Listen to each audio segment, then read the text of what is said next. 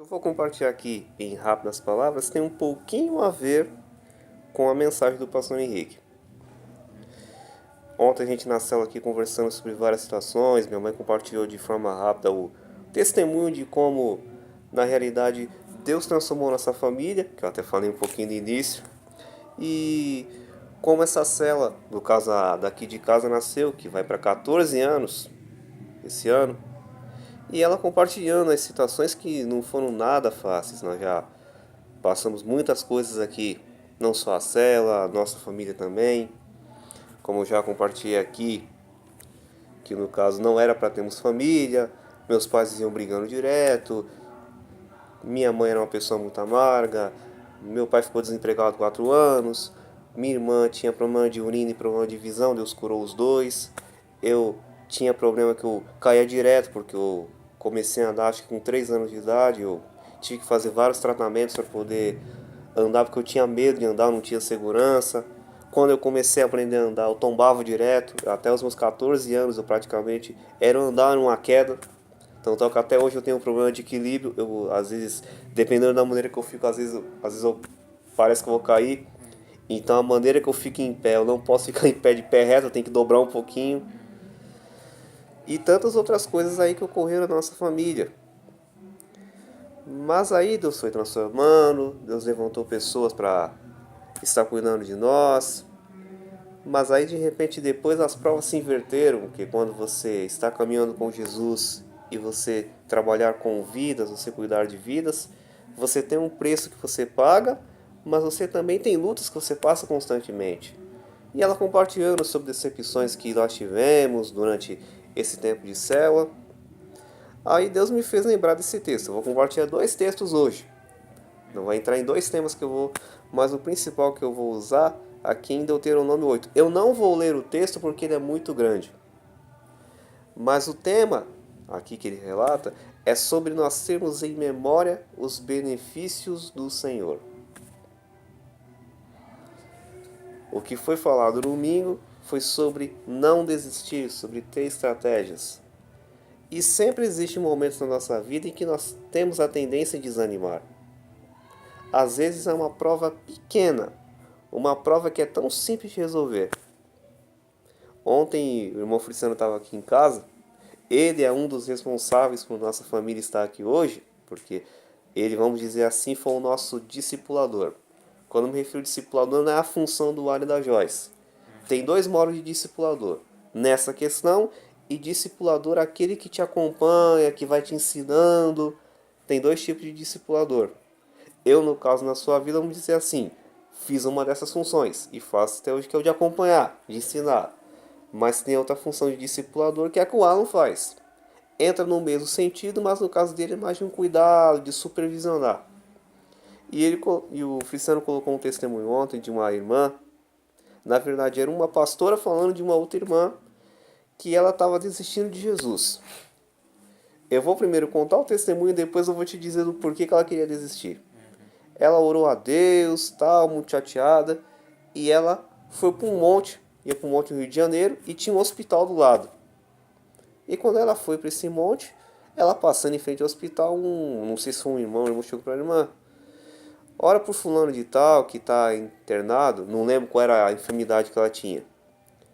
Ela entrou uma raiva profunda que falou: Senhor, eu vou fazer, mas é a última vez.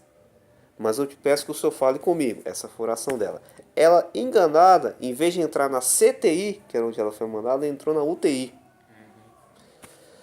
Quando ela entrou na UTI, ela, sim, não sei o que aconteceu, que ela se enganou. Quando ela foi sair da sala, Deus falou: espera aí, tu não pedisse para eu falar contigo? Tinha um homem negro, com aparelhos e tal, e ele chamou ela: chega perto de mim, tira minha máscara. Mas se eu tirar tua máscara eu vou te matar. Tira a minha máscara. Quando ela tirou a máscara desse homem, esse homem ficou 1 hora e meia falando com ela, Deus usando esse homem. Assim diz o Senhor, papapá, papapá, papapá, papá. Aí ele contando que eu acho que ele vivia ou era no homossexualismo ou vivia alguma coisa de noitado, não vou me lembrar. E ele estava nesse mundo, veio para a presença do Senhor Jesus, voltou de novo para a velha vida e Deus o colocou naquela situação. Aí o homem falou: levanta minha coberta. Não, não, que levanta minha coberta. Ele tinha as duas pernas amputadas. Por causa de desobediência ao Senhor, ele estava naquela situação. Terminou de falar, ele lá, coloca a minha máscara. Quando ela colocou a máscara dele, ele morreu. Aí ela saiu gritando no hospital: matei um homem, matei um homem. Aí chegou uma enfermeira: o que aconteceu? Eu estava 1 hora e meia conversando com esse moço pediu para eu tirar a máscara dele, ele começou a conversar comigo, e quando eu coloquei a máscara nele, ele morreu de novo. Ele falou: você tá maluca? Esse homem tá morto desde as 6 horas da manhã. Deus ressuscitou um homem depois de 12 horas para poder falar com ela, para que ela não desistisse. E sabe por que ela queria desistir? Porque Deus não queria dar o que ela não tinha dado o que ela queria, porque ela só tinha R$ 150 no bolso. Eu acho que o pastor Henrique deu esse testemunho lá também, ele falou no culto. Ó, coincidências à parte. É, Coincidências à parte. se eu não me engano, foi ele que Coincidências à parte. Pra ver como é que foi Deus mesmo preparou toda a cena. Mas o que a gente entra em questão aqui é de não se esquecer daquilo que Deus fez em nossas vidas. Foi até comentado muito ontem sobre isso aqui, durante toda a conversa. Sabemos que nós passamos por lutas e vamos passar por várias lutas. Mas o que nós temos que ter em mente é não se esquecer daquilo que Deus fez em nossas vidas. Você acha que eu não já tive momentos de desistência? Não era para essa cela mais estar aberta, a nossa. Não estou falando aqui de casa. Mas a nossa, que quantas vezes eu pensei em chegar para Jorge, chegar para o pastor Henrique e entregar a cela? Por questão de decepções, por questão de momentos difíceis em que eu passei como líder e vamos dizer a cela passou. Mas não é para a gente parar, é para que a gente continue. Isso vale tanto para a nossa vida ministerial, mas quanto para a nossa vida espiritual. Provas, até o dia em que Jesus voltar, nós vamos passar. E a tendência é as provas aumentarem. Se você ler lá o livro de Apocalipse, eu já citei, acho que umas 2 vezes na célula. Os 7 anos de tribulação que haverão quando Jesus arrebatar a sua igreja, que vão ser 2 voltas. Ele voltará para arrebatar a sua igreja, aqueles que foram fiéis, mas depois ele voltará em definitivo para destruir o diabo. O diabo ele praticamente está com os dias contados. E nos 7 anos de tribulação vai ser coisas horríveis. Por isso que o nome já diz, a grande tribulação, e vai ser todos que vão passar. Eu não sei se vai iniciar um pouco antes do arrebatamento ou após, mas já diz que haverá uma grande prova. Então, a gente tem que se manter firmes e não podemos reclamar dessa prova. Porque provas mais difíceis virão. E com certeza a gente não passou provas tão fáceis na caminhada. Então é a gente se manter firme. Lembrar sempre dos mandamentos do Senhor.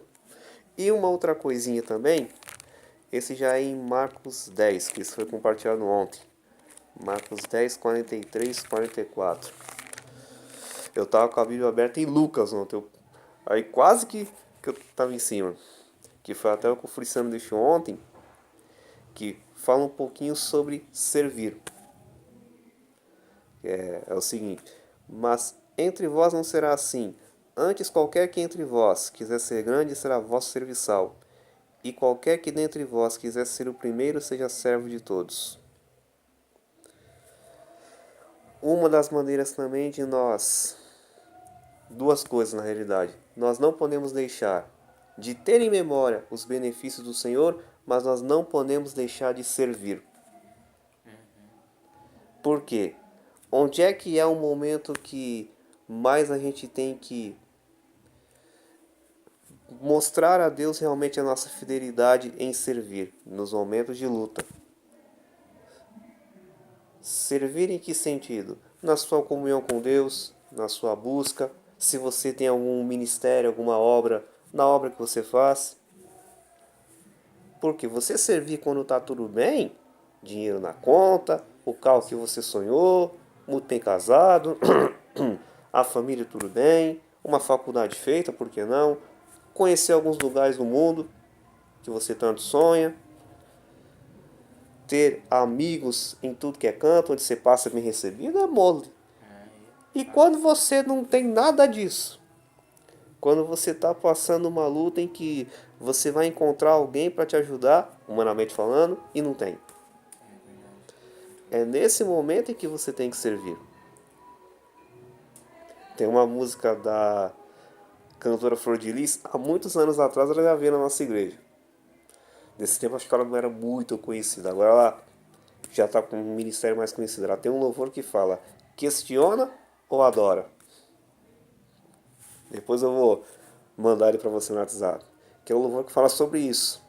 No momento de prova, você vai questionar a Deus ou vai adorar a Deus? Tudo bem que aí no questionar você não vai perguntar por quê, mas para quê. Porque se você pergunta por quê, você está meio indagando a Deus de como que você não deveria passar por aquilo. Mas quando você diz para quê, é Senhor, o que tu quer me ensinar? Para que essa situação? O que tu queres me ensinar sobre isso? Quando tem uma situação, o Riquinho já passou por umas lutas tremendas depois do nascimento, nosso pastor. Acho que por 3 vezes, ou foi 2 ou 3 vezes, ele teve convulsão. A primeira delas nós estávamos viajando. Foi a primeira vez, que foi há 3 anos atrás. Mas as outras 2 a gente já estava aqui. E eu não sei se foi a segunda vez ou foi a terceira, a gente foi lá, ajudou eles, orou com eles. E aí olha o que minha mãe faz. A gente foi lá para orar com a pastora e orar com o pastor. Ela me colocou por ela, me pôs na prova. Não é fácil você orar na frente dos seus líderes. Eu orei tremendo mesmo, assim, tremendo com aquele temor. E eu fiz exatamente a oração de acordo com o que eu falei agora. Senhor, que o Senhor venha mostrar aos teus servos. Para que tudo isso? O que tu queres nos ensinar? Eu orei dessa forma. Eu não sei se Deus revelou para eles o que Deus quis nos ensinar com essa situação do riquinho, mas toda prova, toda situação tem o lado bom e tem o lado ruim. Mas o que a gente aqui entra em questão é se lembrar daquilo que Deus tem feito em nossas vidas e não deixar de servi-lo. Não deixar de fazer o que Ele nos mandou. Porque se a gente for jogar tudo para o ar, nós vamos pagar o preço por coisas que eram para ter sido feitas por nós. Teve um momento na cela, eu não sei, acho que você estava ainda, acho que foi um pouquinho antes de você ter saído por um tempo. Foi quando o William saiu. Acho que você estava nessa época ainda, quando o William saiu. Quando ele saiu, acho que eu fiquei ainda um tempo. Então você acompanhou muito bem a situação. Nós compartilhamos na célula, tal. Na verdade foi o Alan que compartilhou, porque se eu fosse compartilhar, eu ia falar abertamente o que aconteceu. Mas aí Deus, por sabedoria, o Alan foi lá para comunicar, porque ele não falou exatamente por cima o que aconteceu. E também não tinha como, porque se a gente explicasse de fato o que ocorreu, muitos iriam criticar, muitos iriam condenar, e não é essa a nossa atitude é orar. Graças a Deus hoje ele está bem, ele está na videira em Barueri. Mas aí quando ele saiu, o Alan marcou uma reunião comigo para conversar. Porque a célula tinha 2 líderes na época, porque eu não fazia tudo. Não era tudo que eu fazia na célula. E uma das principais coisas que tem que se fazer na célula é orar. E era uma coisa que eu tinha muita dificuldade. Então, nesse caso, o que eu não fazia, o Williams cumprimentava. O que o Williams não fazia, eu cumprimentava. Então, o Williams saiu, eu não ia ter outro jeito. Aí o Alan veio conversar comigo e falou: E aí, Thiago, você quer permanecer na liderança da cela ou você quer deixar a cela? Porque eu teria essa opção. Daí eu pensando comigo. Aí eu falei foi até pra Joyce. Vamos continuar, se é isso que Deus quer, vamos continuar. Se eu não tivesse tomado essa decisão, não, nem você estaria aqui hoje. É verdade. No que eu entro de não parar, de não deixar de servir? Se você parar, você vai pagar o preço e vai ser cobrado na sua mão vidas que poderiam ter sido salvas por você. Porque eu fazendo as contas, depois que ocorreu e eu tomei essa lição de continuar, o Grayson veio para Jesus, casou, nessa brincadeira toda, está muito bem empregado, multiplicamos a célula 3 vezes, você retornou para os caminhos do Senhor, quer dizer, você retornou para os caminhos do Senhor, o Gabriel também retornou, basicamente ganhamos novos líderes. Quantas coisas que não já aconteceram depois dessa decisão aí que eu tomei de prosseguir. Então por isso que nós não podemos parar, nós temos que continuar servindo. Teve uma vez que o pastor Eliseu comentou sobre isso, de ser servo também na família. Enquanto a gente conversava no início, eu lembrei disso, da administração do pastor Eliseu, de servir na família. Servir na família? Em que sentido servir na família? Orando, você pode servir orando. É uma forma de você servir. Porque às vezes você não pode fazer muita coisa, mas a sua oração, o poder que ela tem. Então é isso. Que nós nunca se esqueçamos daquilo que Deus fez em nossas vidas. E que nós sempre não paremos, que nós sempre temos a disposição de servir. Pode nesse mundo nós não temos nenhuma recompensa. Até ontem nós lembramos da saudosa irmã Fatinha. Ficava sentada naquele cantinho ali. Ela literalmente, materialmente não conquistou nada nessa terra. Eu só entrei na casa dela uma única vez. Uma única vez foi um tempinho antes de ela morrer. Eu fui ver a casa que ela morava, que o filho dela mora hoje, ele já deve ter reformado a casa. Se você ver como é que era a casa, era um cômodo só. Mas não era lá um cômodo bonito. As coisas dela era tudo simples. Mas a fidelidade que ela tinha com Deus, ela podemos chamar de um exemplo que serviu a Deus em meio a situações difíceis. Então, independente se foi semana passada, eu acho que nós falamos sobre isso. Foi semana passada que eu relatei que independente de Deus realizar ou não aquilo que nós queremos, nós temos que servir a Deus, nós temos que continuar lutando, nós temos que procurar agradar ao Senhor. Então é isso. Que nós possamos continuar lutando, sempre se lembrando das promessas do Senhor, sempre procurando servi-lo, porque a recompensa que nós não tivermos aqui, Deus ele vai nos conceder lá em cima, e com certeza a recompensa lá em cima, botas aqui no chinelo. É verdade. Então vamos orar agora.